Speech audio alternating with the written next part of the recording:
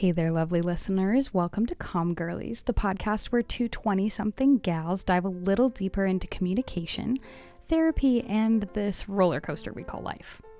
I'm Abrielle. And I'm Madi. And we are your go-to girls for navigating the twists and turns of relationships, self-discovery, and all of the messy, beautiful moments in between. So whether you're a seasoned therapy goer or someone who's never thought twice about the art of communication, we've got something for everyone. Tune in and let's embark on this adventure together. I'm so excited that we can talk with everyone today about our adventures with therapy and obviously, my super scary but super awesome senior capstone project. Oh my goodness, thank you so much for having me, Maddie. I am so excited to be able to discuss this with everyone, and this is such a topic that I care about. It's such a topic that's near and dear to my heart. I'm so excited to get into this. Absolutely. So in case you guys are tuning in for the first time to Com Girlies, I am a senior right now at Grand Canyon University and my major is communications, but I have an emphasis in broadcasting and new media. I am also a senior here at Grand Canyon University. I am a communications major, no broadcasting emphasis, just happy to be here. Just a calm girly, just in a calm world. Exactly, we're just calm girlies in this calm world. So I think I should probably just give a bit of a background into my project that I've done. So I decided to investigate the direct relationship between virtual and in-person therapy and how that affects specifically Gen Z's interpersonal communication skills. So do you remember when we've been talking about class, you want to tell us a little bit about interpersonal communication? Yeah, interpersonal communication is just this. We're just talking here together, and it's really any sort of communication that happens relationally. So that can be between two friends, between two colleagues, between a romantic relationship. It's just any sort of communication that happens between two people. Absolutely. And then would we include that, you think, also with it just being face-to-face, or are we including that with texting, calls? What would you say? Yeah, so that's the really interesting part that I love that you're exploring here. A lot of people would categorize interpersonal communication as a face-to-face interaction. There's a lot of nonverbal cues that happen in face-to-face interaction, and there can be differences in texting, for example. I don't know if I would categorize that as interpersonal communication strictly because there isn't that speaking piece, there isn't that nonverbal communication piece. Mm-hmm. It's purely messaging. But for an example, perhaps a FaceTime call could be categorized as some form of interpersonal communication, just with that barrier of technology being your primary media form. Right, absolutely. And I think that is such an excellent segue into what I was just about to talk about. You're mentioning about how the screen is kind of that barrier that we have, and we're still experiencing interpersonal communication, but it's just slightly different than it would be between, you and I are literally face to face right now having a conversation. But for part of my project, what I had done is that I did sort of you would call it a focus group, but I'm going to call it a little bit of just a group discussion because it was just a group of people, all college-age individuals, male and female, just sort of talking about interpersonal communication, their experiences with therapy, and you were present for it. It was a pretty solid discussion. And one of my favorite parts was when we had a young man tell us about his experience with digital therapy and how that screen acted as sort of a barrier that allowed him to be more vulnerable. So I think when we say barrier, we think of it as preventing, but for him it was really encouraging, which I don't know, I found that to be actually really fascinating. I found that to be super fascinating as well. I was so intrigued when he was saying that. I wanted to just start taking notes. Essentially, the way I thought of it was I've always viewed a barrier as a negative thing. Instead, it's more of an accessibility tool, to be quite honest. Oh my gosh, I love that. I wow. know, it's so good. I can see it as an accessibility tool for people who may not have access to that level of interpersonal communication that, for example, you and I feel so comfortable having. We've been good friends for a long time. We're very comfortable around each other. But if I didn't know someone, for example, a therapist in this case, I can see how it could be incredibly stressful, given your personality, given your past experiences, to have to meet someone new in person, and you could feel relatively unsafe, to be quite honest, not physically, just emotionally, in a space where you're talking to someone face to face. So that screen as that quote unquote barrier could be really beneficial, and was for him, which was awesome to hear. Absolutely. And I just, that grabbed my attention so directly when I first heard it that when I had the opportunity to speak with Dr. Jennifer Young, who is a professor here at Grand Canyon University. She specializes in psychology specifically and doesn't necessarily help directly with the counseling center, but she does help a lot of students involved in the master's program, I think, for counseling. And I got the chance to interview her, and I got some really good feedback and sound bites from her. So just exactly what you just said, I want to absolutely just play this little soundbite for you guys to hear. We're just two calm girlies talking, but we have a genuine professional who is absolutely backing up what you just said, Abrielle. So I just want to play that for you guys. I will say, if you read the research that's out there, I think this is still, when we're talking about the field in general, still relatively new when we're talking about telehealth, because I remember before COVID and the pandemic, there was a lot of pushback from states in different areas around telehealth, so it wasn't as widely available as it is now after COVID. There's a lot of research out there that says it's very beneficial for accessibility, people that maybe wouldn't necessarily go to therapy in the first place, that this might be a good entry point for them versus in person, because some people feel like it's a little bit more private in a way, I guess, because you don't have to go to an office, you don't have to walk in, people don't see you there. Especially in smaller towns or rural areas. So the accessibility piece is what I think has really been researched the most in the field. So yeah, I mean, she talks exactly about accessibility and how, I think the biggest piece of it, and I think this is where we can really share our own personal experiences with both digital and in-person therapy. It's really just based on the individual, isn't it? It truly is. And I love how she talked about that. And accessibility is something that has been on my mind in relation to this. It is such a tool, especially during the COVID times, which she talked about in that interview. COVID times were really hard for people to get the resources that they need in person. And a lot of places had to adapt into an online format. And I think that really opened a lot of people's eyes as to, wow, this is really helping certain clientele. This is really helping people get through what they need. And wow, we can even start services that are purely online for whoever might need it. It's such a valuable tool, and I really appreciate how she talked about it. Right. Yeah. One of her direct quotes that I absolutely loved was she was saying that it's not a one size fits all solution. So I think that what, society tends, it's such a society. But I think what society tends to do is it's amazing that we've come so far with the encouragement of seeking mental help and going to therapy, but we don't really talk about how, she kind of compared it to dating, which I think is so relatable for this age group that we're talking to. You don't just, if you do, good on ya, but you don't typically date one person and instantly marry them right away. You're dating to figure people out. You're dating to figure out what works for you, what works for others. And the same thing goes for therapy. She said, and I quote this, it's so dependent on the individual and their needs. And that's just such a huge dynamic that's constantly shifting and changing. So I think, with my experience now, I did counseling that was in person after a pretty big tragedy in my life when I was about a freshman in high school. And, currently I'm doing digital therapy. And so I've experienced both modes of it, and both of them have been applicable for me in different stages of life. I'm comparing 15-year-old Madi to 21-year-old Madi, and that's a pretty drastic leap. So definitely, and so much growth and change happens within a person, especially when we're talking in the realm of trauma care and therapy. A lot of these situations that people are going into therapy for aren't necessarily just what we could call therapy maintenance, right? Where you're just going in because that you've had a history with maybe some mental health struggles and you're just going in to check in. A lot of the reason why people will get into therapy is because a big situation has happened in their life, or they've gotten a new diagnosis and they don't know what to do about that.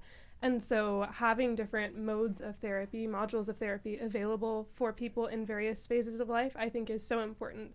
Similarly to you, I have had experience both in virtual therapy and in in-person therapy, actually throughout the time span of, I think, 2 years. And so I was kind of going through the same things in both of those modes. And it was just really interesting to see how I shifted, and of course this was during COVID time, so I didn't necessarily have the option to go to in person once I had to switch to online, but it was really interesting to be exposed to that module of therapy, and it really worked for me, to be quite honest. Yeah, absolutely. I think too, at least my benefit right now with my online therapist.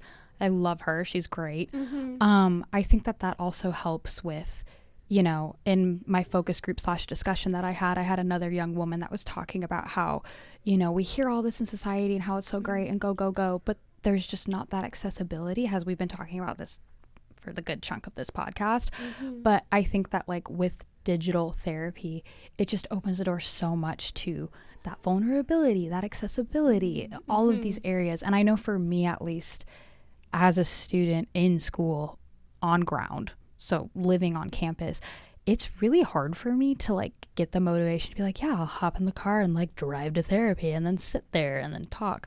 I know it's would probably benefit me, but just the ability to just open my laptop, be in my space, sit and just be is so nice. And it's so valuable to have that space created in your own world, right? For me, that was another big challenge. The second time that I went back to virtual therapy, I was also living on ground here at Grand Canyon.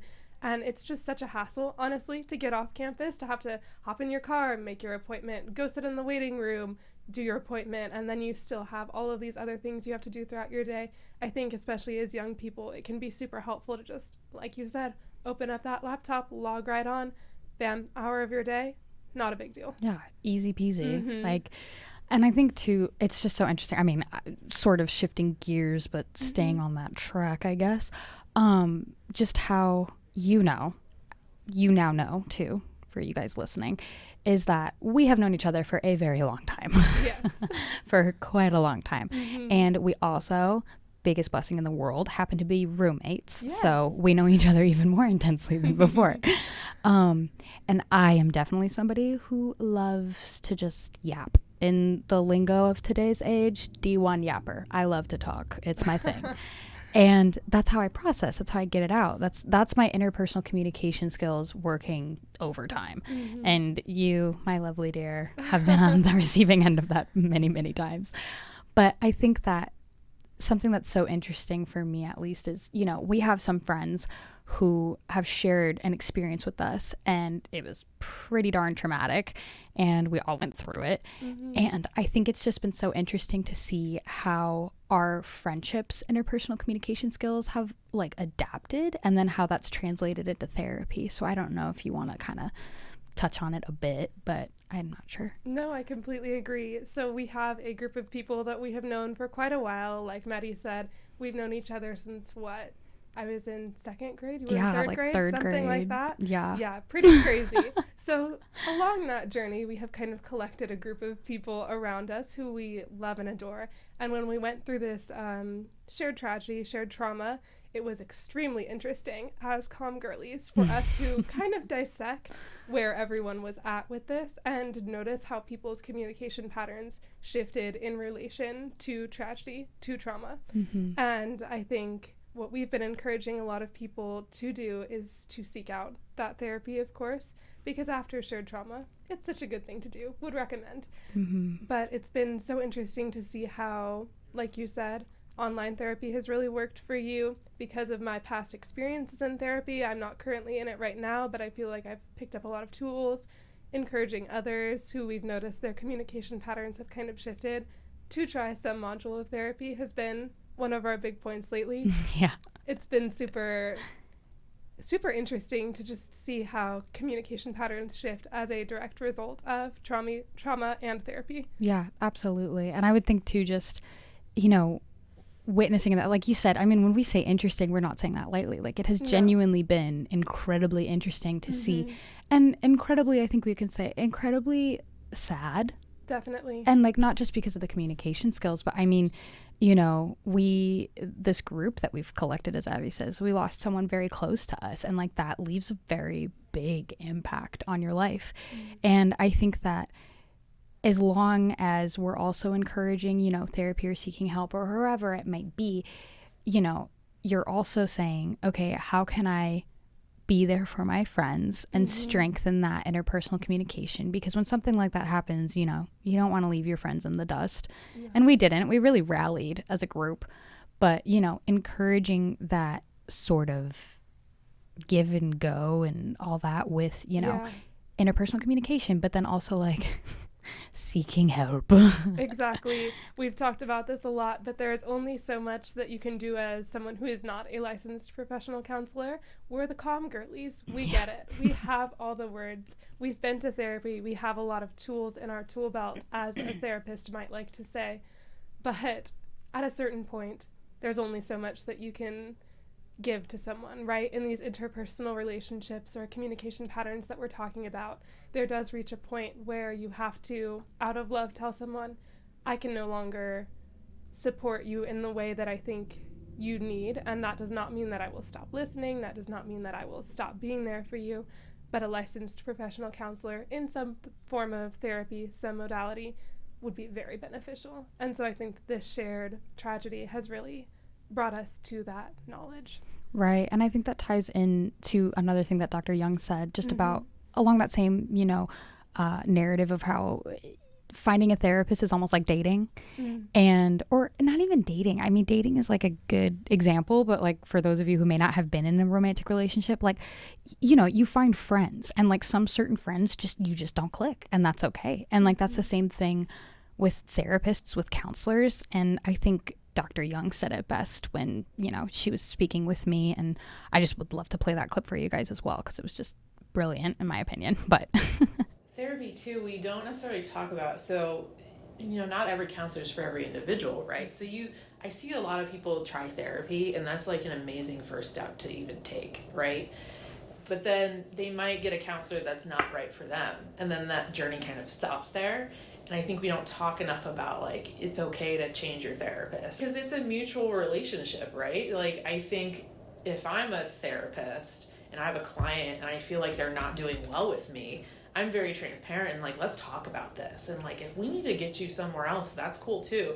Like, I just want them to do well. And I think, like anything else, it's a job. So people kind of treat that differently, right? And I'd rather get someone to where they need to be than have them with me, if that makes any sense. And I don't know that we talk about that enough either, what that process or that journey looks like for people, because I just really, it's like painful to see someone take that step, and that's such a courageous step to even take, and then that journey just kind of ends just because it was the wrong person, or maybe not the right type of therapy, or like you said, maybe online versus in person, whatever the case may be. Awesome. That was so good to hear from Dr. Young again. I really enjoyed how she was talking about that communication compatibility. That is so important. We've been talking about interpersonal relationships and communication patterns here on this podcast a lot today. And clearly she is on that same wavelength with us. Absolutely. It's pretty great. Your therapist is another one of those examples. Not every therapist will suit you, like she's saying, and not every therapist will have the right tools, might not be the right word, but the right compatibility, honestly. It's just like we've been talking about friends, dating, therapists. You can all kind of bundle it up into the same shopping around experience almost. And it is completely okay to not have that matching communication pattern, like she's saying. The goal is to help you in therapy. The goal is to help the client, to help the patient. And so when you are looking for that matching compatibility, those matching communication skills, it is still a two-way street. Your therapist does need to be able to tell you, okay, I'm going to refer you out based on what I've heard. And you do need to be able to tell your therapist, okay, based on what we've been talking about, based on what I hear from you, I think I'm going to keep continuing my search just for ideal treatment.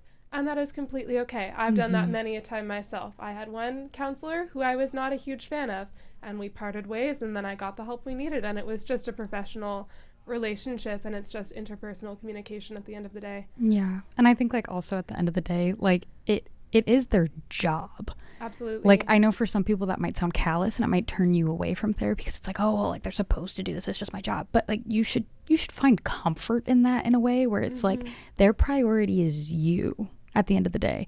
And if they're recognizing, oh, shoot, like I'm not actually helping them the way that they need to be helped, they want you to find somebody who can. So I think it's okay, and you should be encouraged to be kind of asking these questions of yourself. Is this actually benefiting me? Is this helping me? Or if you've never even gone to therapy before, I think Dr. Young also said it best. She said that it's important to ask questions like this, because if you don't ask, you don't know. And if you don't know, you can't meet the needs. And I think that goes perfectly hand in hand with people who are currently in therapy, people who have never done therapy. I think that, at the end of the day, therapy is something that is for you. Absolutely. It should serve you. You shouldn't be shackled to it in a way. I don't know if I'm articulating this point the best way that I can, but I'm definitely on the same wavelength here. Yes, therapy is something that is such an investment in yourself. And like Maddie's been saying, it's their job. You're not going to hurt their feelings if they're not compatible with you. To be honest, they should be recognizing the same thing as well and saying, okay, maybe I'm going to refer this person out. It is their job, and they do care about you, and they care about your success. And if that success leads you down a different path, they'll be fully supportive, and that's going to be okay. You're going to be okay. It'll be great once you find the therapist that is compatible with you, because then you'll have such a strong interpersonal connection and communication and relationship with your therapist, and you'll be able to be fully vulnerable and really get that work done, because we're in therapy for a reason, right?